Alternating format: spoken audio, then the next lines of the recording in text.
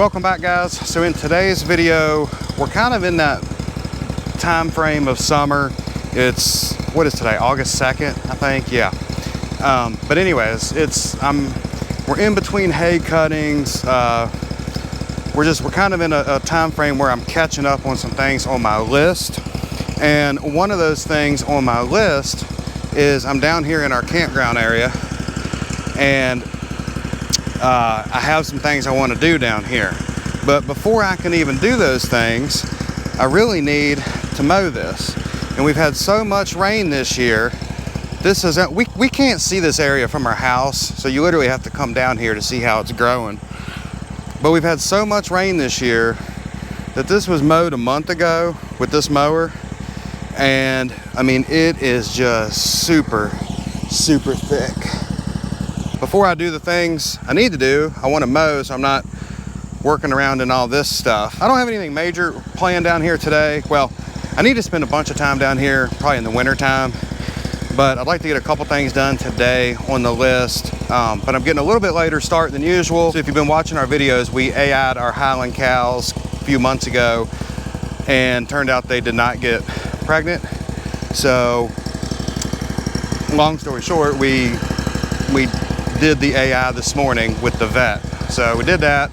Then I had to go get mower gas. I tell you what, when it rains this much, like it has this year, you can go through some mower gas. And I've been really mowing. So for many years, I bush hogged this down here. But for the last 2 years, I said, I'm gonna just only mow it with the zero turn. Because if you keep up with it and it's not like this, you can mow it faster with the zero turn than it takes you time to hook the bush hog up and all that stuff. Plus you just get you do get a better cut. But I think in this time, I should have probably hooked the bush hog up. So we got it done. The Hustler did awesome. I mean, look at that. It always looks like a lawn down here once we mow it, but man, should have used the bush hog, but the Hustler got it done. What I'm gonna do, we've got 3 here, 1, 2, and 3. This middle one has been dead for a couple years. See it right there? So I want to take that down today, and then it'll allow these other ones to kind of grow in over here. For the most part, I'm going to be using battery powered tools today. The weed eater, I've already weed eated around the tree. That was gas powered.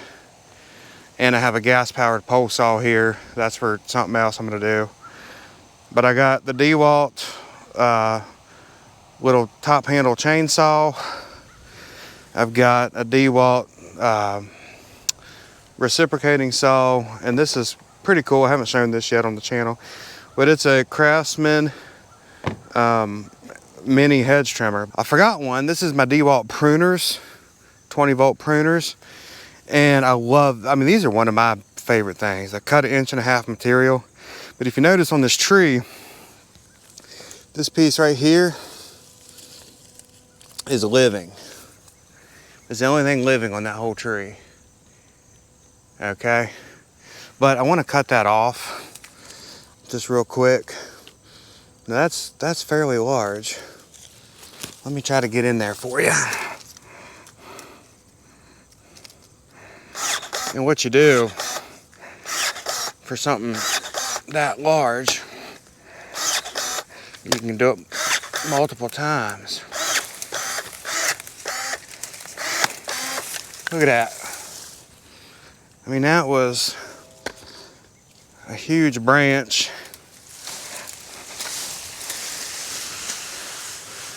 So there that is. There's the end of that. I would 100% recommend those DeWalt pruners. But anyways, that will allow me to get in here a little bit better. There's actually, now that I got that cleaned out, there's a living one right here.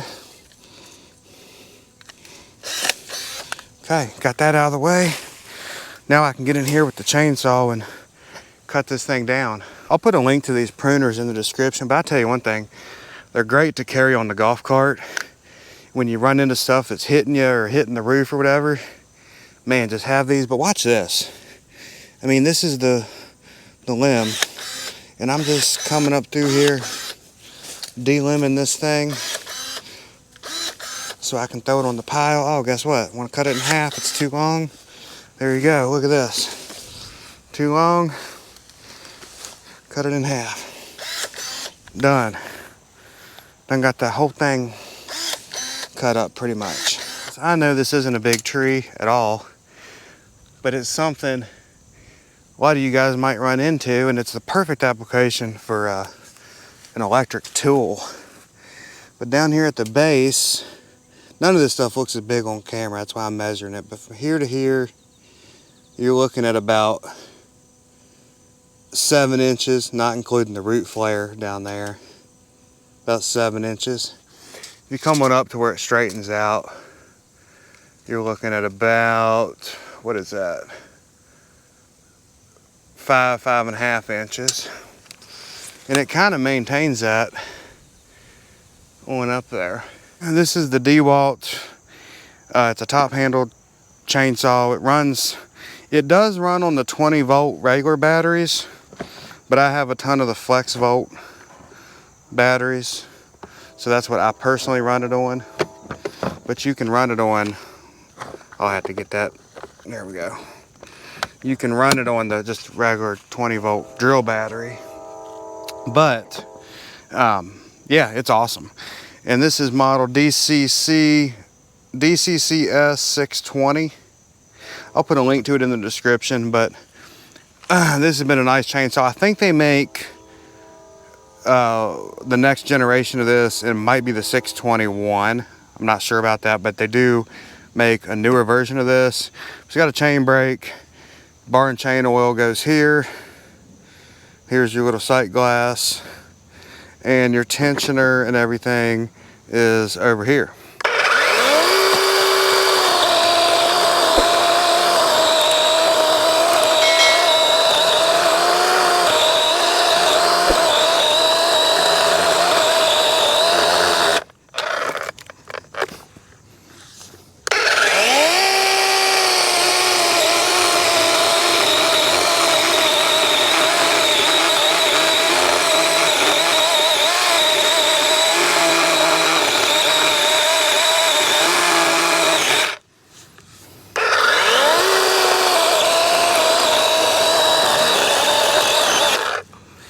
Tell you what, you can tell that locust is some hard wood. Locust is one of the hardest woods there is. But I tell you, with these little saws, yes, they have a small chain, but because of that, they have a small kerf and they cut really fast.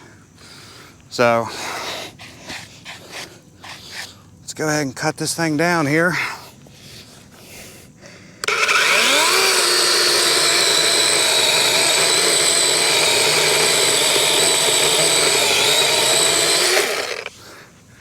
What I'd like to do is just push it over.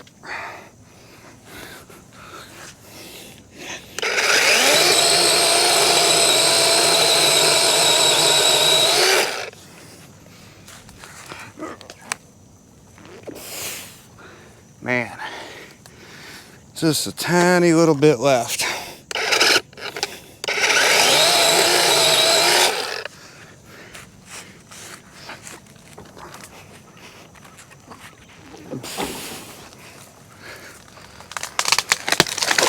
It is bigger in there than what you think, to be honest with you. And I'm probably gonna cut it for firewood at least up to that. So I've got this thing here, guys, I've had for several years. It's called the Perfect Stick. It's a magnet right there. And this piece right here is adjustable. And what you do is you move it to the size firewood you want.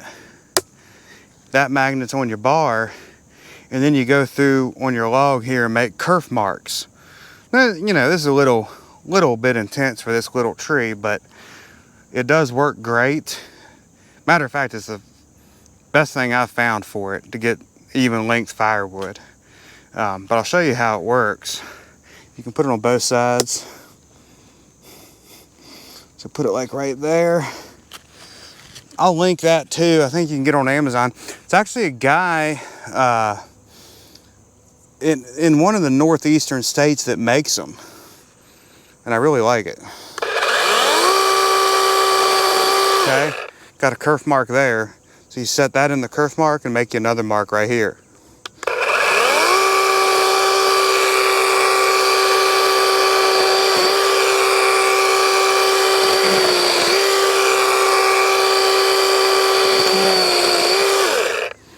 Now that you've got your kerf marks, you just take it off. You don't need it anymore. And you just cut your tree up. So, like right here.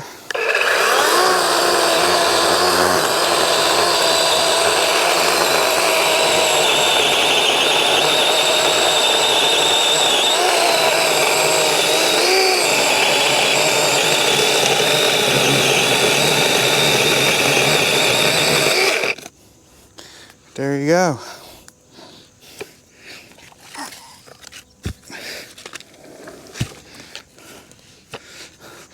Again, kerf mark right here.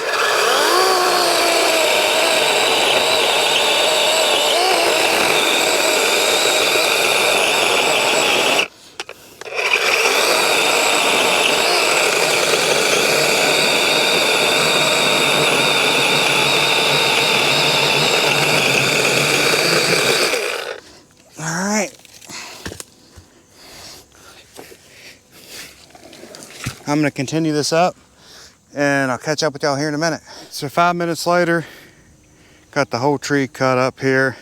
I'm just gonna toss all this stuff here onto the burn pile, and these couple pieces here I'll save to split for firewood. So I went ahead and cut the stump down more with the chainsaw. Look at the chips that thing throws out. I mean, that thin blade just really gets in there. But anyways, for the next step, just right here is 9 inches across. So it's a little big for what I usually do, and I'm getting ready to show you, but I think we can still get it. So you obviously don't want to cut it flush to the ground with your chainsaw and get dirt in it and, you know, dull it and all that. So what I do is I take my reciprocating saw, and this is a pruning blade.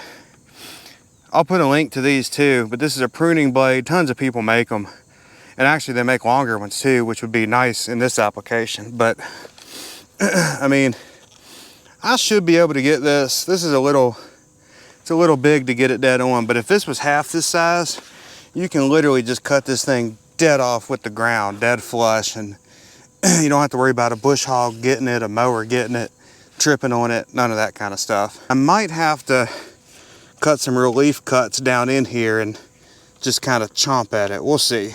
The nice thing is you can get it up against the ground, and then it'll bend and your saw will be like this, and you can cut like that.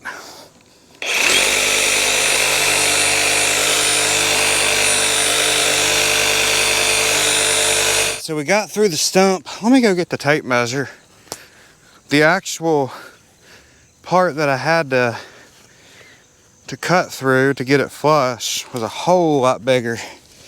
That was a little too big for my method, but you're looking at about 13 inches this way, 13 as well. So that was a little big, but it did work. And what we'll do, we'll just kind of cover it to speed up decomposition. And the nice thing is, there's no way a bush hog or mower or anything like that will get it. Show y'all what it looks like here. So, nothing crazy. Tell you what, it's getting a little late in the evening. Let me go up, we'll see what we can do on the next thing I want to get done. I wanted to use these more today, but I'm running out of daylight. But these are the Craftsman mini hedge trimmers. I'll link them in the description. But I think it's like 8 or 10 inches right here. And they also come with grass shears. So you pop this out, And there's another attachment that's more like a rounded piece here, and you can trim grass up close. But number one, this thing comes with 2 Craftsman batteries. But what I did, first time I've ever done this, I bought an adapter. Might start doing this on some of my tools, but like I say, it's the first time I've ever done it. But this goes from Craftsman to DeWalt. I'll link that in the description. Now I can run my big DeWalt batteries on this thing that I already have, and it runs forever.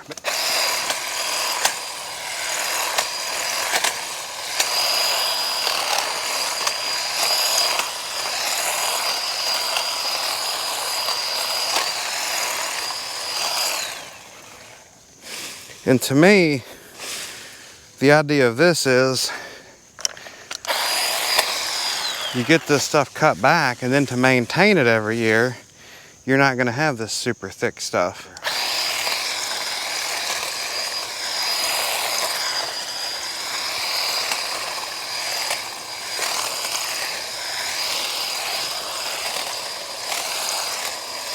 But yeah, what I do is I carry this on the golf cart, and every time something brushes up against me, I just cut it off.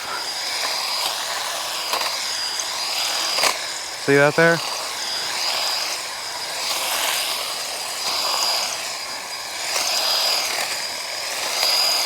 Like I say, I'll link these in the description, but I bought these this year, and so it's not like I have tons of years using them, but they work really good.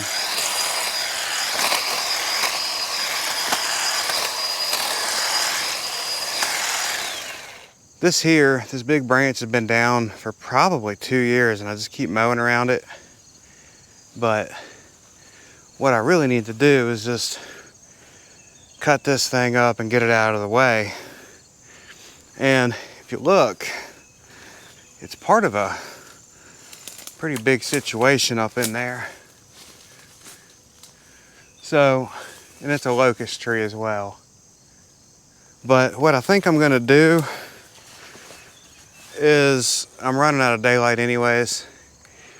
I'm probably just gonna come in here with the pole saw, cut up some of this stuff, push it up into here, and then, you know, cut it off somewhere up in here, and just kind of don't worry about all that. Yeah, I was gonna get up in there and try to get all that out with the tractor and stuff. I think what I'm gonna do, cut this up best I can, put the brush up in there, weed eat right here, so I can just mow a straight line right here.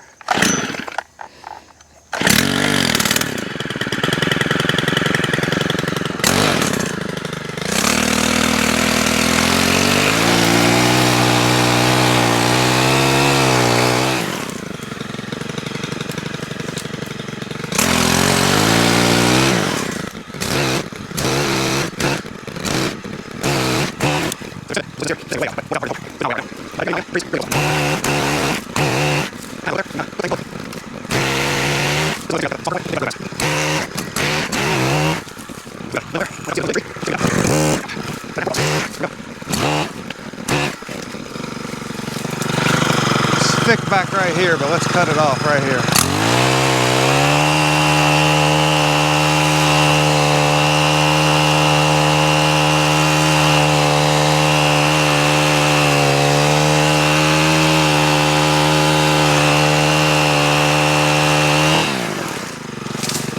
Cut that off.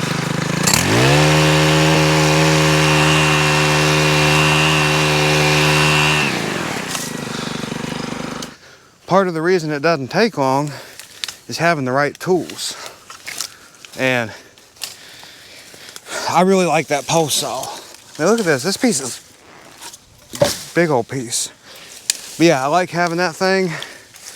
And I tell you, you can do you can create yourself a lot of work with the pole saw real fast. You can probably use it for an hour and make a whole day's worth of work.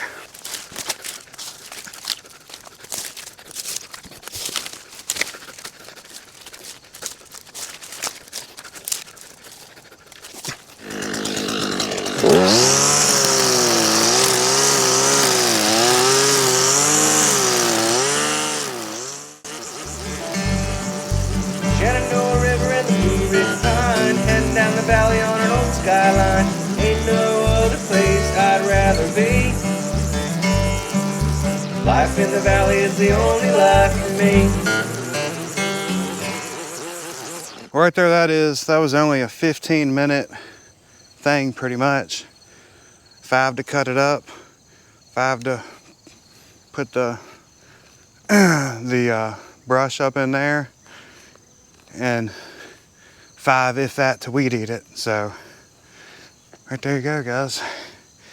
Again, nothing crazy happening, but all this stuff's been on my list. I just haven't had a chance to get around to it. This was more like a vlog type video of what I did on a Saturday. And this probably should be coming out tomorrow. So, but yeah, we did the cows AI this morning with the vet. We didn't seem like I got a ton done today, but it took me 3.5 hours to mow this down here. You know, again, mowing that with the 0 turn when I probably really should have started with the bush hog. And then we got the tree cut down there. That's been on the list. And we got that one right there done. And I'm happy with that. That's gonna do it for this video. Thank y'all for joining me. I hope you enjoyed it, and we'll catch you next time.